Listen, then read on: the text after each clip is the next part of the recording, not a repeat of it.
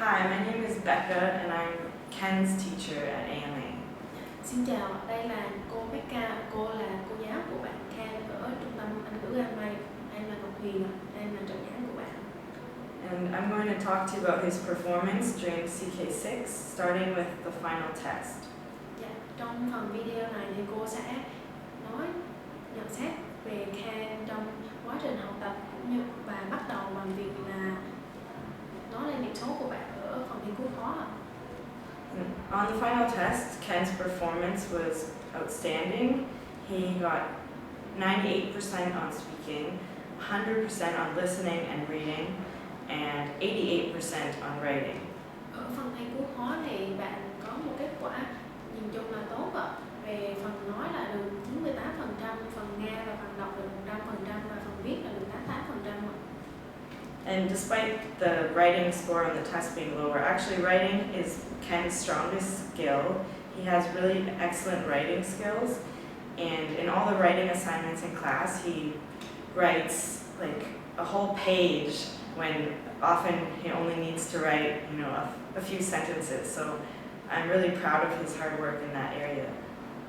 Về phần viết của Kien, mặc dù là trong điểm số thì nó hơi thấp, nhưng mà cô nhìn thấy là sự hoạt động trong phần viết của Kien rất là tốt ạ. Bạn luôn cố gắng để viết nhiều nhất có thể, và cô chỉ yêu cầu là bạn viết ít nhưng mà bạn lại viết rất là nhiều, và cái khả năng viết của bạn rất là tốt, và cô nghĩ là đây là khả năng mạnh nhất của bạn trong tiếng Anh ạ, và cô rất là tự hào về khả năng viết của bạn.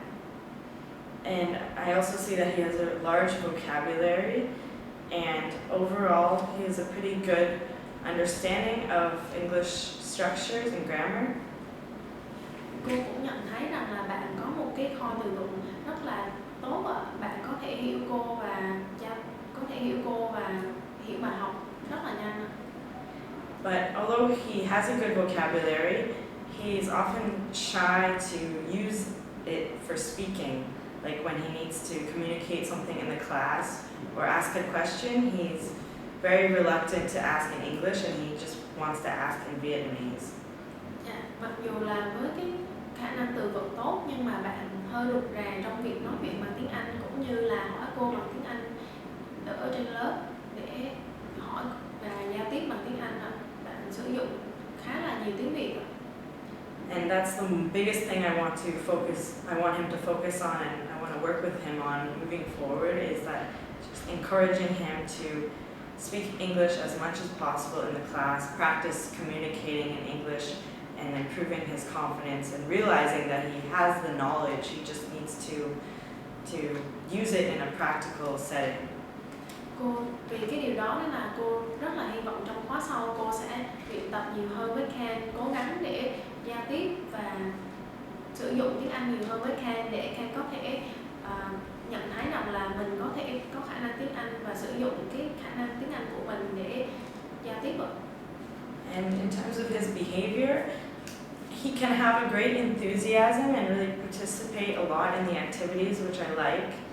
But on the other hand, sometimes he can be a bit too competitive in the games, and maybe that causes him to not always respect the other students. So I want him to remember that everyone should be treated with kindness and respect in the class. And Ken, as he's a bit older and mature compared to some of the younger students, so I want him to try and take on a more of a leadership role, a helping role, and instead of competing, trying to help students who might be struggling more, because he has a better grasp of the material.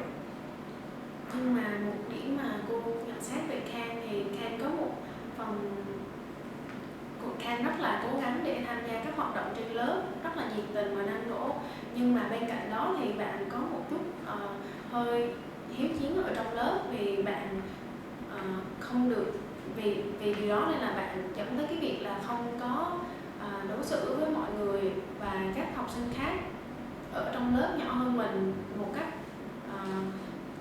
lịch sự, vì bạn là một học sinh lớn hơn các bạn khác, nên là bạn có cái khả năng thấu hiểu bài giảng nhanh hơn, nên là bạn cần phải đối đối xử với mọi người thân thiện hơn để các bạn có thể cùng nhau học tốt hơn ạ. But overall, I think Ken has a lot of strengths, and if he focuses on some of these areas that I talked about, especially the conversation skills, then I can see him really doing well at speaking English. Nhưng mà nhìn chung thì Kien có cái khả năng tiếng Anh tốt ạ, và cô hy vọng rằng là bạn sẽ có thể cải thiện hơn về phần